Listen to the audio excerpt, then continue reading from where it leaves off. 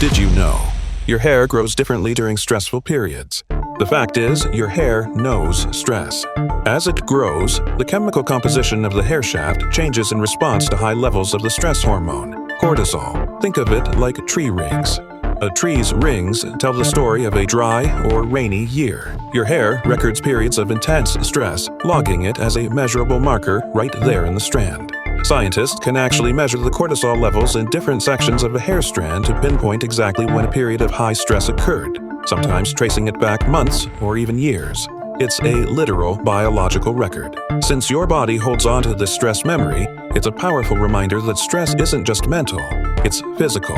Don't wait for your body to send a biological SOS. If you notice unusual hair loss, breakage, or dullness, use it as a signal to prioritize your mental and physical recovery. Check in with yourself before your hair does it for you. Stress management is essential self-care.